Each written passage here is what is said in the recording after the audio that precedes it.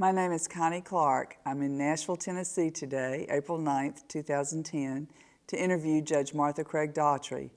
This interview is taking place as a part of the Legal History Project of the Fellows of the Tennessee Bar Foundation and in conjunction with the Tennessee Supreme Court Historical Society.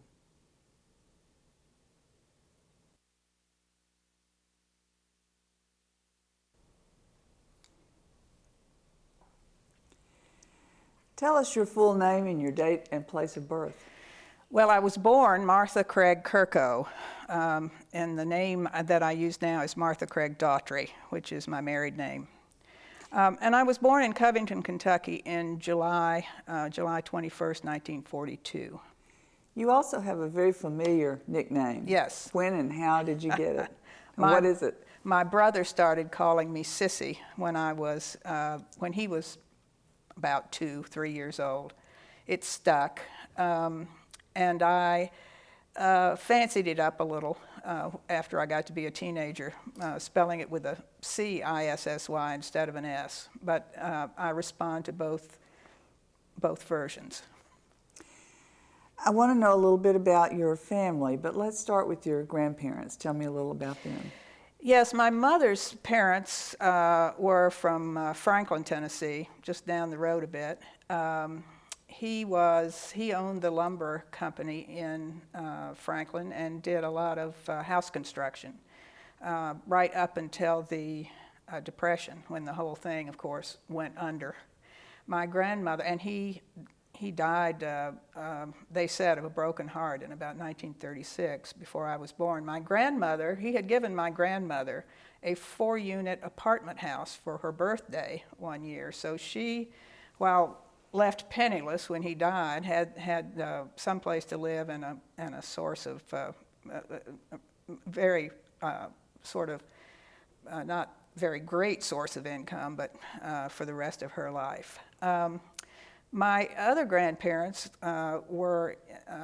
he was a doctor, she was a homemaker. They lived in northern Kentucky, in a suburb of Covington, which is basically across the river from Cincinnati. Mother, I know that I probably knew at one time how Mother met my father, but it's lost, unfortunately. And she married him in 1941.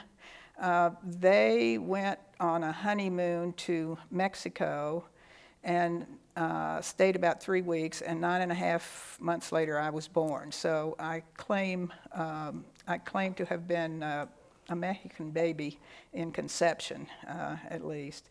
I think that's how it was in those days. You got married and had a family almost immediately. Tell me about your dad, his name and what happened to him. His name was Spence Emil Kirko.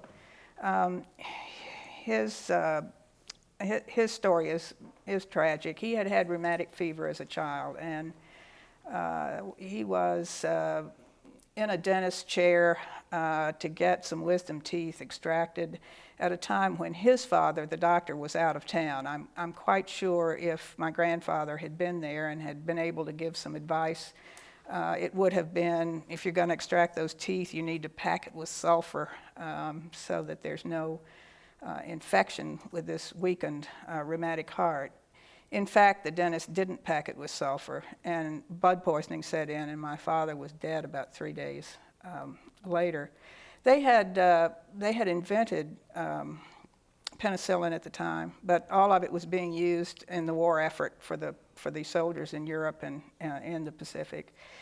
About 6 months to a year after he died, it became available to civilians. It would have saved his life, of course, but so she became a widow at like age 26 and brought me back to Franklin, Tennessee. It was on a trip back up to Fort Mitchell to visit my father's parents, my grandparents, when she met my stepfather, who was from South Fort Mitchell, Kentucky, and married him. And so I had 2 sets of grandparents in basically the same area, my father's parents and my stepfather's parents. How old were you when your father died, and how old were you when your mother remarried? I was just barely a year old when my father died, and I was 5 years old when she remarried, or she remarried. They remarried. She remarried on Flag Day, June the 14th of 1947, and I turned 5 the next month. And you had a brother, I think, after that. Yeah, about a year later, I did. My brother was born, my half-brother. Jake was the son that my stepfather had always wanted. That turned out to be a sad story too, because while my younger brother is a very loving and wonderful person, he is in fact what they now call developmentally disabled. He was born retarded, possibly because the nursing staff at the little hospital in Ohio where we were living held him back while the gynecologist, the OB/GYN, showed up from a party or something. I mean, it was back in the days where nobody brought a lawsuit against a doctor who was a member of the community. So they never knew exactly, but it looked a lot like lack of oxygen during the birth that caused the brain damage. And how did your family deal with his challenges as you were growing up? Oh, it was a challenge. It's hard to believe, but in those days, there was no, even in a fairly good school system, there was no place for children who were retarded or disabled in some way, but especially, I think, for the retarded children. There were no special ed teachers. They just simply had no way of dealing with them, and those children stayed home and were largely uneducated. Mother and Daddy didn't think that was obviously the way to go, so there was a lot of effort to get him into schools. I remember Mother driving out to the main Cincinnati-Dayton highway every day with him to put him on a special bus that took him to a school that was somewhere north of where we were living at a great expense to them. So a lot of there wasn't a lot of extra money back in those days, but anything they got that went to trying to get Jake helped in some way or another and educated. Where did you attend school? Well, I started there in Middletown, Ohio, in the school system there, Old South School, which unfortunately later burned down. Beautiful old brick building that in those days, you know, you had grade school 1 through 6 and junior high. And after getting through the elementary school and junior high there, I went off to school to the National Cathedral School in Washington, in D.C. in 1958. And there's a great story about your going. Tell us about how you got there and what the experience was like. Well, they put me on the train in Cincinnati, and I was used to taking trains by myself. I'd been many times on the old Hummingbird between Cincinnati and Nashville, coming down to spend the summers with my grandmother. And my father would always find the porter on the car where I was, and pass him a $5 bill or something. Keep an eye on this child, and it had worked every time. So this time they put me on the C&O or the B&O train to Washington, and by myself with the luggage. And I got off the train and walked out to try to find a way to get to school. Eventually took a cab, and you walk through the doors of the Union Station there in Washington, and there's the Capitol, right there and smack in front of me. And it was I've never gotten over the feeling that I had when I saw that for the first time. It was a grabber, and I loved my years. I was 16. Made a deep impression. During your youth, you spent summers with your grandmother, did you not?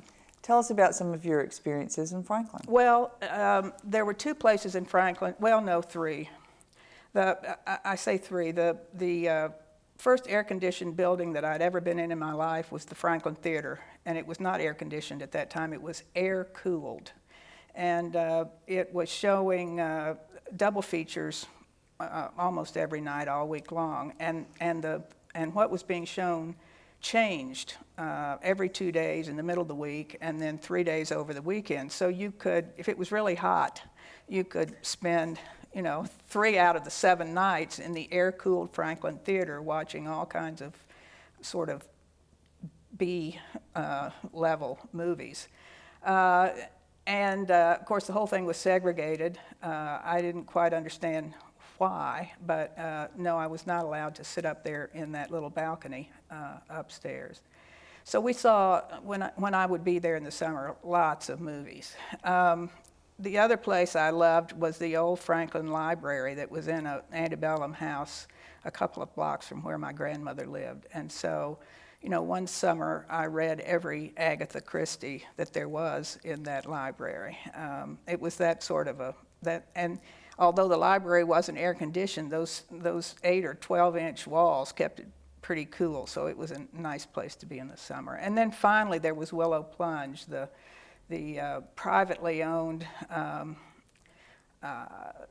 swimming pool and I can't remember what all, miniature golf, and that nearly everybody in Franklin, although it was indeed also segregated, but all the children in Franklin sort of spent the summer out at Willow Plunge. And there were 2 summers when my grandmother worked out there. It was the only job she'd ever had in her life.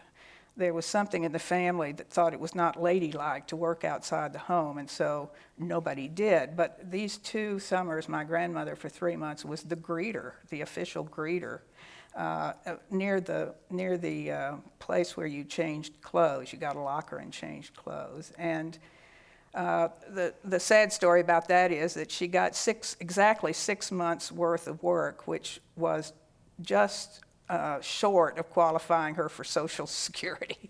If she'd worked 6 months in a week, she would have gotten Social Security in her old age, but she missed that. Anyway, I had lovely summers out there, and I was allowed to play miniature golf at no cost, so I got pretty good at that too. It was wonderful.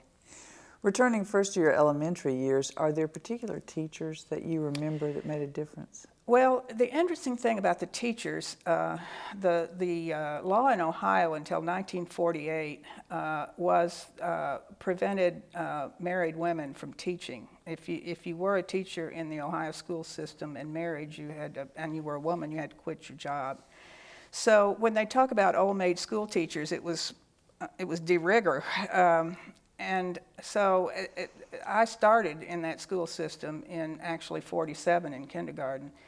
And there was cheating around the edges at that point. So there were 1 or 2 married women that were teaching, but most of them, in fact, were unmarried. And I guess the most famous was Miss Hawks, who not only taught 3rd grade but also ran the summer program at the nearby park. So she was in charge of the park program, and all the little kids in the neighborhood spent the day at the park. I mean, you just opened the back door, people, the kids went out and walked 2 blocks to the park, and when you compare that to today, it's a huge, huge change in how we raise children and how we let them get around.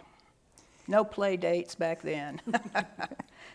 You developed a medical condition while you were in 5th or 6th grade, I think. Tell us about that. Well, I had a growth spurt, and scoliosis set in. My mother took me to orthopedic specialists in Cincinnati. They said, well, you can put her in a cast for 6 months. It would probably straighten this out. But she'd have to be, in effect, homeschooled, which there really was no provision for at that time. Or you can put her in a brace for a couple of years. And so Mother thought it sounded more humane to put me in the brace. The problem was she was leaving every morning to drive my brother up to meet that bus. And so once she left, I would take the brace off and hide it under the bed. And so I don't know how much of that 2 years I spent in the brace, but let's just put it this way, not enough. And I hit that age when I had just gotten my first pair of glasses. was about to get braces on my teeth, had a full-blown case of acne, and we're talking about 7th and 8th grade now, and this back brace on that went over my shoulders and around and made me look like, I don't know, Attila the Hun or something in school. You talk about what we used to refer to as an inferiority complex. I had one, and it didn't help that I was making straight A's in school. That gets you sort of stigmatized too. So it was a little rough. But the grown-ups kept telling me there was life after junior high. So, and fortunately, as it turned out, there was. What are your favorite memories about the National Cathedral School? Oh gosh, that may have been my favorite 2 years of my entire life. First of all, it was being in Washington. Being there by the cathedral was fabulous because it was only about, maybe somewhere between a half and 2/3 finished.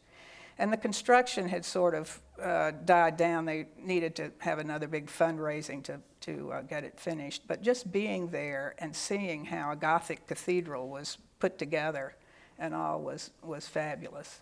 I have to say, I remember on Sundays when the boarding department was required to go to church, the two people I sat with my first year every Sunday in church, I had been raised as an Episcopalian, and of course it was an Episcopal church, cathedral. But the person on my right was normally my roommate, who was a Buddhist from Thailand, and on the left was Ellen May, who was Jewish, and Ellen turned out to be the person who founded and runs the Foundation for Family and Work in New York, and appears on the Today Show every once in a while. So it was sort of a secular religious experience for me, actually. How did your family choose National Cathedral? Mother knew I needed to get out, and indeed the stresses in the family were considerable, and it looked like school was a little too easy, and so. And you know, teenage years, they were so focused on helping my brother, and it made me feel like nobody cared about me. And the A's had come so easily that the other children were getting like $5 for every A they made, and I was getting like, okay, where do I sign this report card? It was one of those things where I wanted to go, and I think they felt comfortable letting me go. And she had discovered the school through church, through the rector of our Episcopal church. And it worked out beautifully. I must say, I hit my rebellion years there. While I was good about going to church the first year, the second year there was a group of us that in fact are still close friends, and I hope to see next month at our 50th reunion.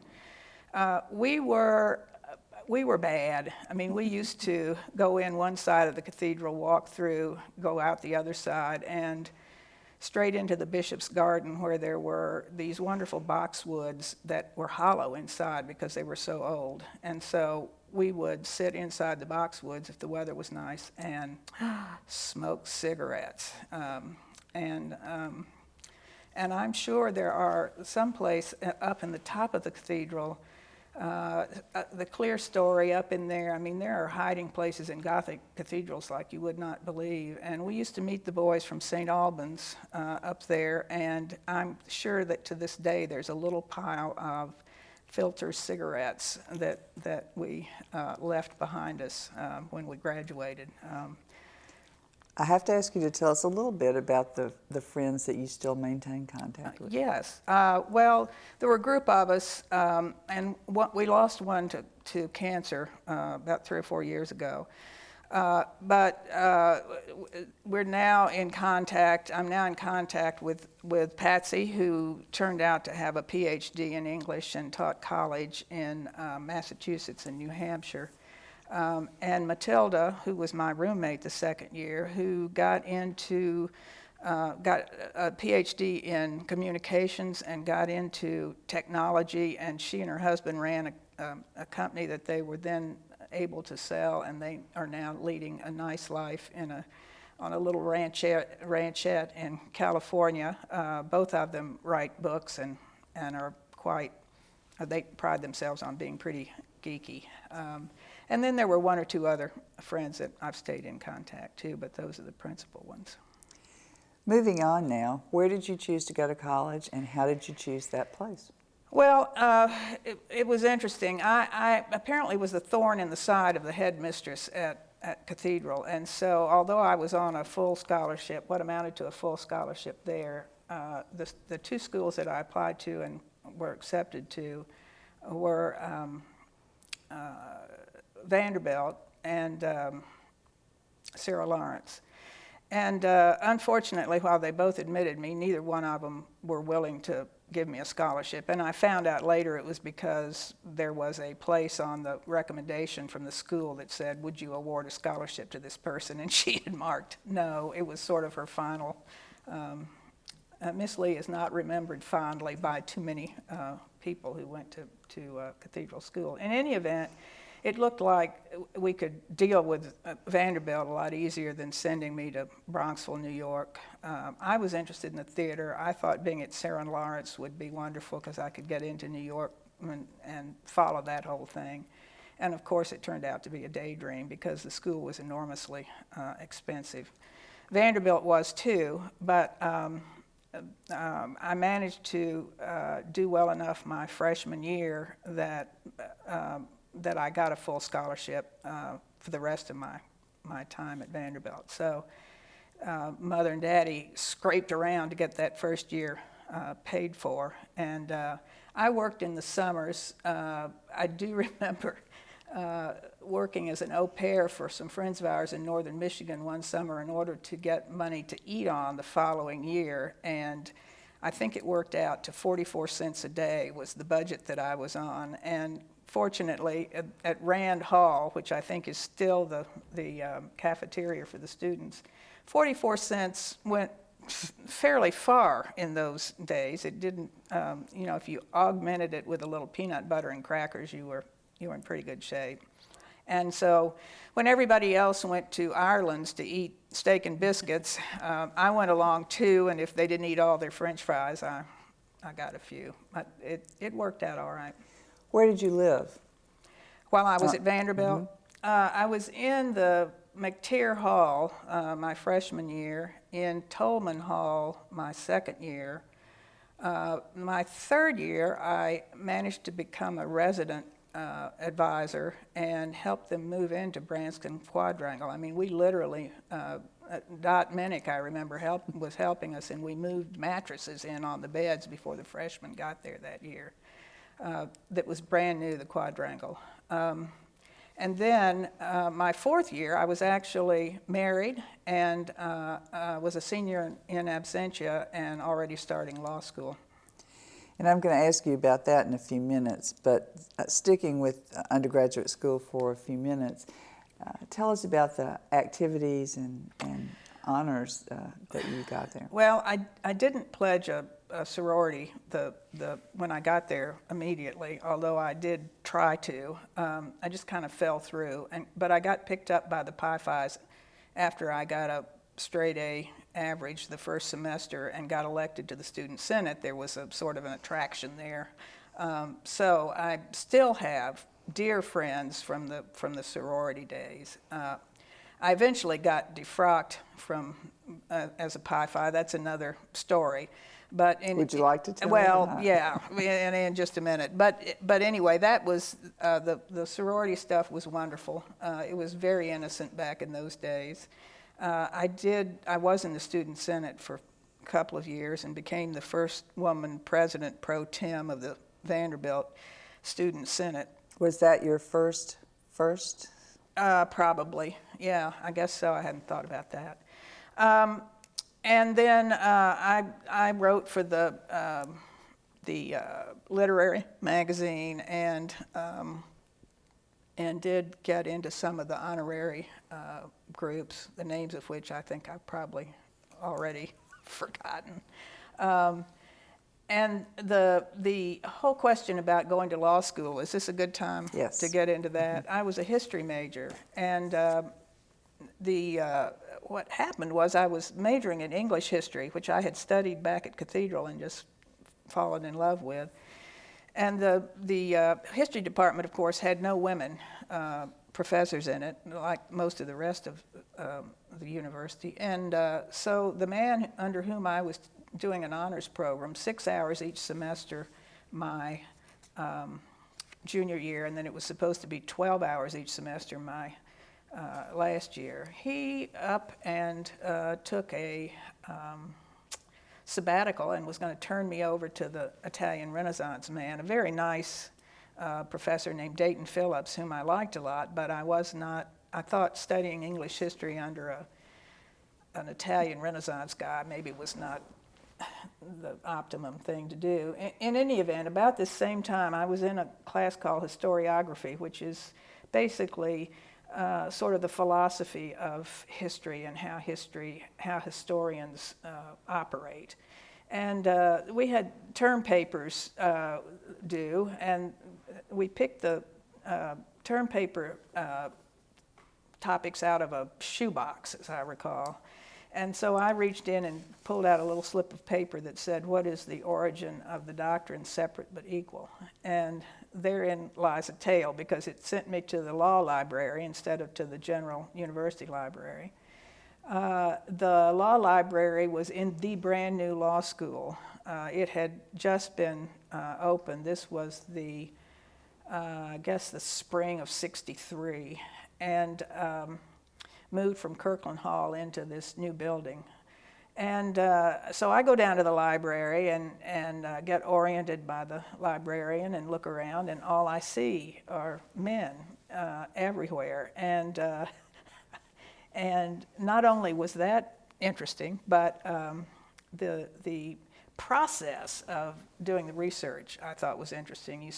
I started with 1896, Plessy versus Ferguson, and worked backwards from there, which is the opposite of what you normally do when you're studying history. You normally start with year one and go forward, and this was the reverse, and I just thought it was a challenge and sort of unique to anything I'd studied. And so there came the point at which to decide whether to spend a year with the Italian Renaissance man or maybe do something else. And I went down to the law school. It was, I think, the last year that the senior in absentia program was available under the ABA accreditation, although I'm not sure of that. But in any event, describe what that well, meant. that just meant that you had to have 4 years of undergraduate school to go to an accredited law school, ABA accredited law school. This, however, would have permitted me to take the last year of my undergraduate studies in the law school. There was a question about it because I was at first in the class at that point, and so it meant giving up the possibility of a Founder's Medal because all the grades from the law school would go into my transcript as D's.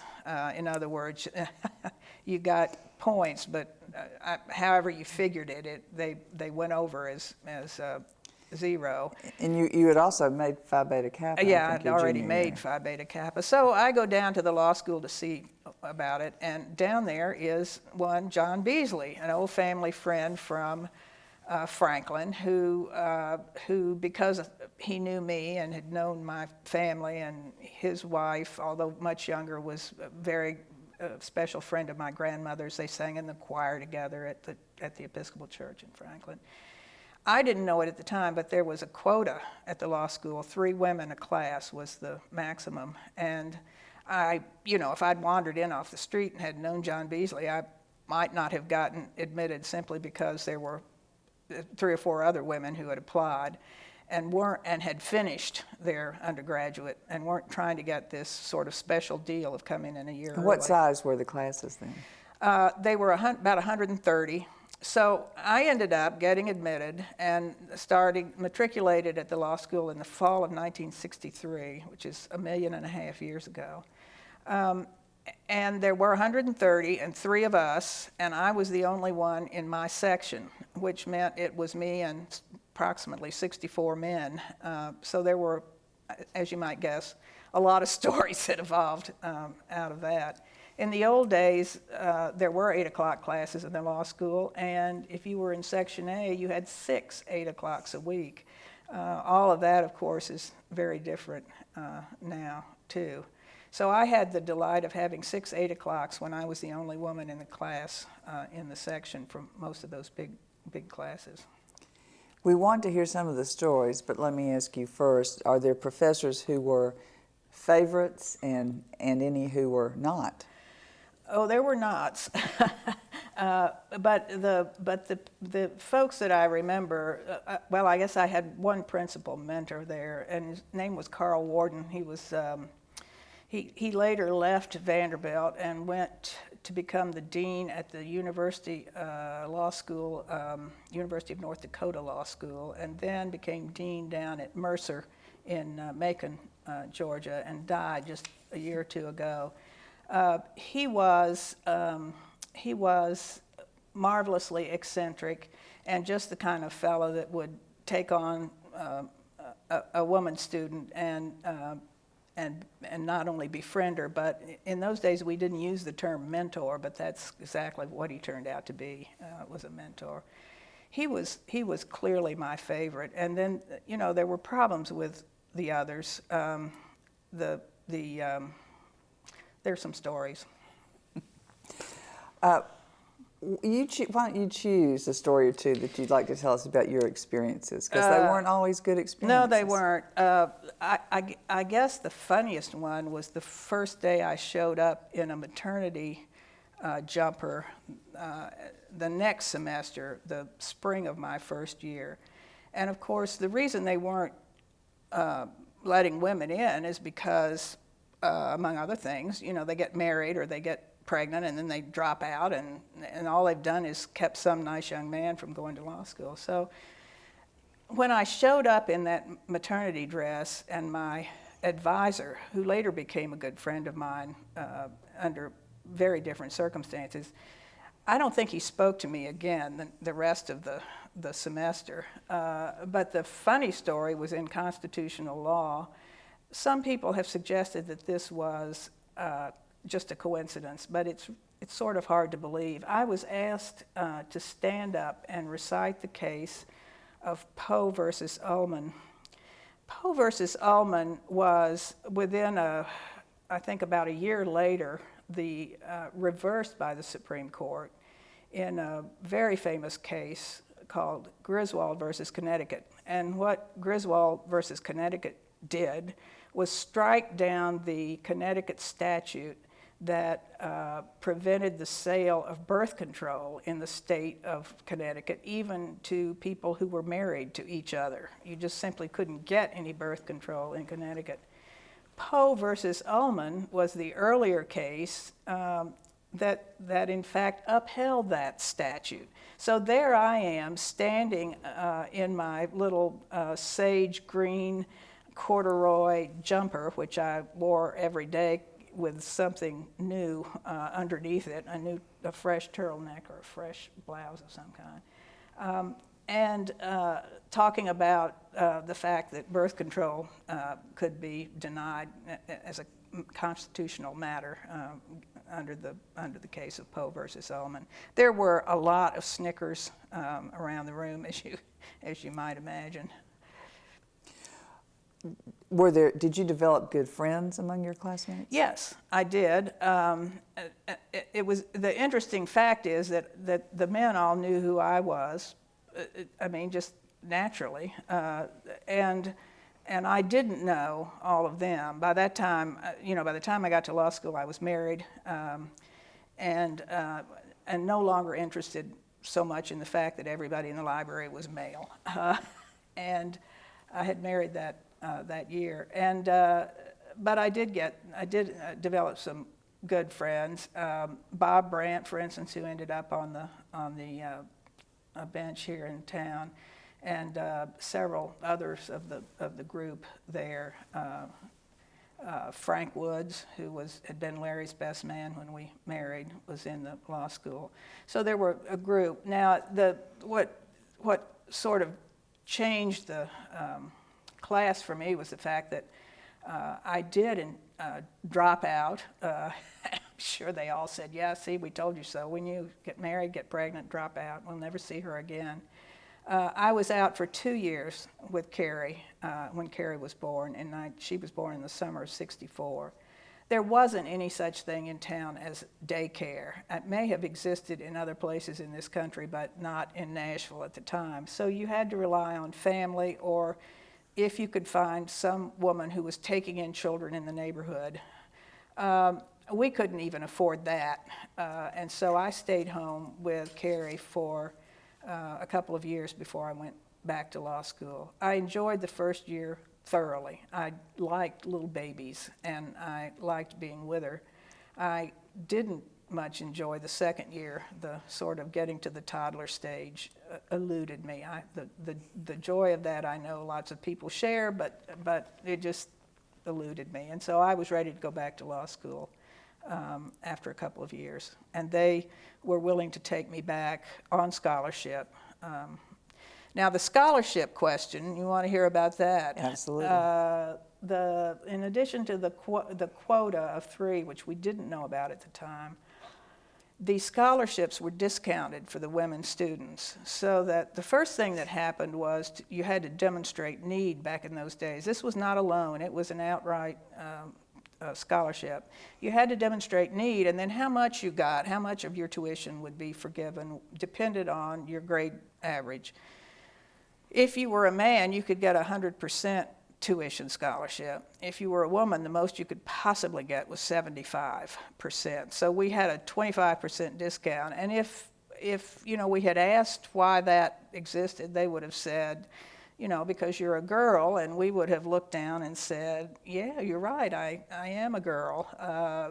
5 years later, we would have said, we're taking you to court over this. But at the time, the women's movement hadn't hit, and we were just it was the way it had always been done.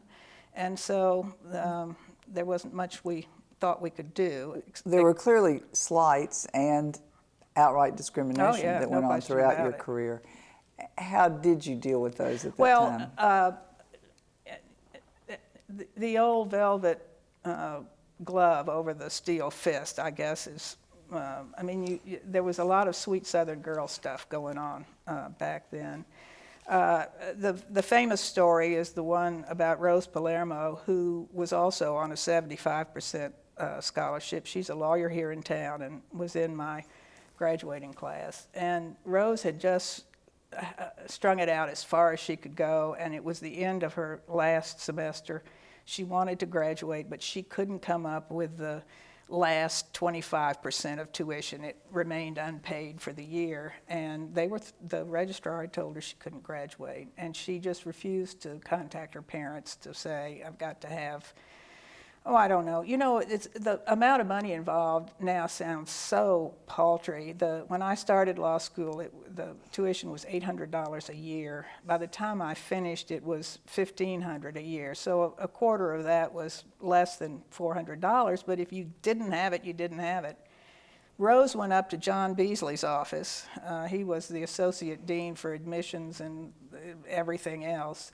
And she said, Dean Beasley, if you don't tell the registrar to let me graduate without paying that money, I'm going to throw myself down on your floor, and I'm going to cry, and I'm going to kick and scream until you do. And John's reaction was sort of typical of Southern men at the time. He said, oh my God, don't do that. Don't cry. Do anything, but don't cry. And he ran over to the phone, called the registrar, and said, let this woman graduate. She came back down to the women's lounge. It was a little area about the size of this table outside the only John toilet that the women had, and reported this to me and said, if you go upstairs and threaten to cry, he'll forgive your 25% too. And I said 2 things to her. One is, I'm much too proud to do that, but I said also, I've already paid it, so it's too late to go up and cry and threaten him. But that was the kind of corner we got into occasionally. In about 1 week from the date of this interview, you're going to be honored by Vanderbilt Law School with the Distinguished Alumni Award. Do you find any irony in that? Yeah, I do, and I'm sort of fighting with myself. I've been told I have like 2 to 3 minutes to say something. 2 to 3 minutes is like as much as you can say is thank you very much, introduce your family, and sit down. And that may be all I do. But I am, of course, tempted to say a few things about the irony of the whole thing. Are there 1 or 2 things of value that you got out of the law school that you still take with you? Oh my gosh.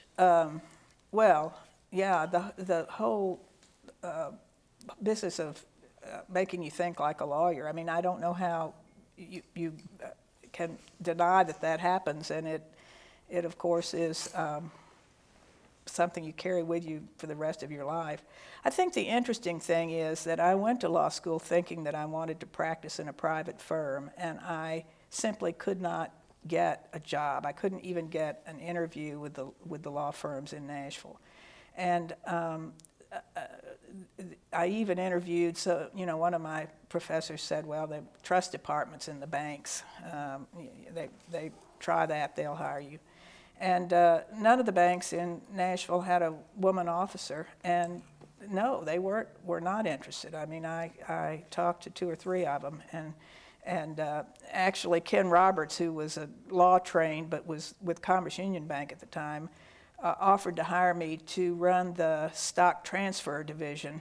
They were transferring mini pearl stock certificates at the time, and it was so long ago that you actually had stock certificates, and when you traded them in, you know, they had to put the information on the back about what, you know, where they were going and what was going on with them. In any event, it was a banking job. It wasn't a lawyer's job, and I was grateful to him and have told him many times since that I was grateful to him for being willing to give me a chance, but it was not a law firm, and so ultimately I didn't do that. Did any of the women in your class get law jobs right out of law school? Well, let's see. Trying to think. One of them, Peggy Jones, went down to Holly Springs, Mississippi, and got a job, I think, in a family firm down in that little town, which is sort of southeast of Memphis. Jane Ann Woods ultimately became the first woman commissioner in the state of Tennessee, commissioner of revenue, but that wasn't immediately, of course. That was probably 6 or 7 years later. Rose Palermo set up a law firm with her husband, Denny Cheatham, and they are still in practice together. I don't know that they've ever had more than 1 or 2 other associates. And then there was me. At first I worked for, I spent the summer after I graduated working for Carl Warden, hired me to do some research for him on they were doing some constitutional redrafting, proposed redrafting, and they were working on the criminal sentences. So I did some of that for him, and then I actually hung out my shingle for a couple of months. I shared an office with Carlton Petway and Price Nemo. It was a 1-room office. There was no secretarial help. I didn't know how to type. You can tell this wasn't going to be successful, and in fact, my ad valorem tax return for that year indicated that I had a loss of like $54 on the whole venture. And we had to be very careful about scheduling clients because only one of us could be in the office at a time. So we kept a common scheduling book, and the door said, in the Stallman building, said law office, that's all. It didn't have anybody's name on it. But I was enormously grateful to those 2 men for letting me share the office with them. In the meantime, Gil Merritt had made an offer to me to join the U.S. Attorney's Office. He had a bunch of vacancies. He had them because this was the late summer, early fall of 1968. There was about to be a big election in those days, it was not just the U.S. attorney that went when the administration changed in Washington, but everybody in these smaller offices went. I doubt And Gil Merritt was then the appointed U.S. attorney. Yeah, he was the U.S. attorney. And much later in both your careers, you end up on the Sixth Circuit Court of Appeals. Exactly, Okay. which was, you know, a nice place to begin and end one's career. Anyway, the young men weren't interested in taking on the vacancies because it wasn't clear how the election was going to come out. And I just wanted a toe in some door, and so I was more than happy to take it. They gave me all the civil stuff. There'd never been a woman criminal prosecutor in the state of Tennessee, as far as we know, and so they just were nervous about, I guess they thought maybe the juries wouldn't convict if a woman was prosecuting the case, and of course those juries were all women, all men at the time. There were no women judges and there were no women on the juries. So I went in and did all the civil work except condemnation. The only other lawyer at the time that Gil Merritt left the following spring after the Democrats lost that election, there were only two of us there. And the other lawyer was from Lebanon, and he was doing all the land condemnation cases. And I was doing the civil stuff and the appeals. They would let me go to Cincinnati with the appeals. And then, of course, the new Republican U.S. attorney came in, and the new people followed in. Among them, Fred Thompson. Fred and I had offices right next to each other for about, I guess, 6 months. And then, of course, I got fired by the Republican who objected not only, it was really clearly two grounds. One, I was a girl. And he famously said to a Tennessean reporter, they may be ready for women assistant U.S. attorneys in other places in the country, but not in the Middle District of Tennessee. And there was this problem that I had a husband who was a political reporter for the Tennessean, which was recognized as the Democratic paper in town as opposed to the Banner, which was the Republican paper in town. And I guess he thought it was not smart to have somebody connected to the Tennessean in his office. I'm not sure. But in any event, there I was without a job. Before we move away from that job, though, that was your first real lawyer job, if yes, you will. Yes, it was. Did you enjoy it? What was your daily schedule like? I did enjoy it, and I would have loved to have stayed there, but it wasn't possible. I did go to Cincinnati 2 or 3 times at least, maybe even more, with criminal appeals, which I enjoyed a lot. I liked writing the briefs, researching and writing, and the whole business of getting to Cincinnati. My parents were in a town just north of Cincinnati, so it meant I could have a visit with them as well as present the argument to the court. So and where was that office located? The one in Cincinnati. And the one here? Were you in the federal building? Yeah, I was in the federal building on the 8th floor. We had offices along the back of that building, of course, long before the annex was built. And I think the clerk of court is in that area now. I did go back years later, and I could recognize where my office was from the radiator. So what happened once you were out of the job? By that time I had handled a couple of criminal prosecutions and had not lost the cases. And Tom Shriver, who was the state district attorney here in town, had some openings, which I found out about. And so I managed to get a job there as an assistant district attorney. There were some complications. There had never been a woman prosecuting on the 6th floor of the Metro Courthouse. So the first place they sent me was to General Sessions Court, and I was assigned to, as it turned out wonderfully, Al Birch's court. And Birch had just about a few months before I got there, in fact, that's what created one of the vacancies. He had gone from being the first African-American assistant DA to becoming the first African-American judge in Nashville and possibly in the state. I don't remember well enough to know. So I had, every 3 weeks, had court with Birch, General Sessions Court with Judge Birch, and then I handled the out-of-state support cases and also the juvenile courts for most of a year before I moved up to criminal court, the felony docket. How was that experience? Well, that was a little tougher. It wasn't done normally, but General Shriver felt like he had to pave the way for me. And so we went to each of the 3 criminal judges to see if they would permit a woman assistant to practice in their courts, and 2 of them turned him down flatly. And the other one, Judge Draper, agreed to take me on, but only if he could have his choice of I would be the second chair, obviously, and so he wanted his choice of who the first assistant assigned to his court would be. And so he chose Arnold Peebles, who had come up from down in Columbia and was a natural talent at litigation, but pretty much, and I think Arnold would admit this, by the seat of his pants sort of litigator.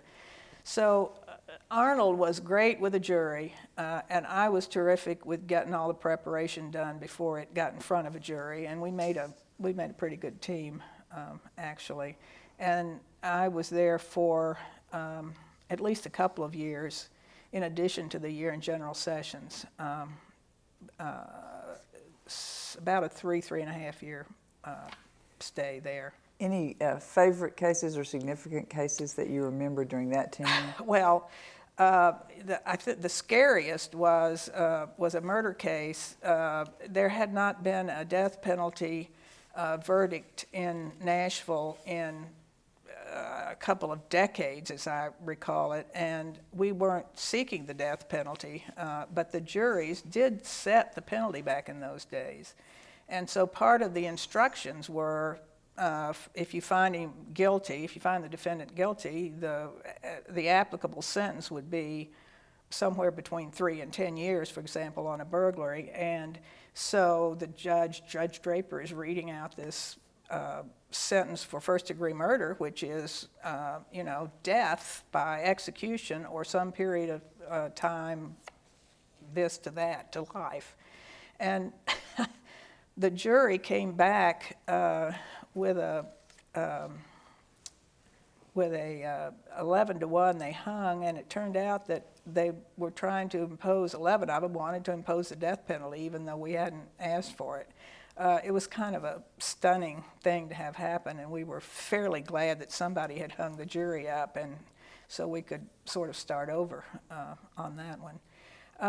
I guess the most famous defendant that I handled, there was the foot stomper, which some people remember. But Hubert Putt was really, I guess, my favorite. Hubert Putt was a sort of a low-level burglar. He was an armed robber. I mean, he would go into some of these smaller places and with a gun and hold them up. But he wasn't any kind of big-time bank robber. Judge Draper got very tired of seeing Hubert Putt in court, and he in his little voice would say, "Putt, what are you doing back in here, Putt?" Hubert Putt is the one that laid the moniker Carrot Top on me, and so he referred to me as General Carrot Top, and we went around and around several times. There are lots of good Hubert Putt stories. I wish I knew what had happened to Hubert Putt. We've been going for some time now, and I think it's probably a good place for us to take a break.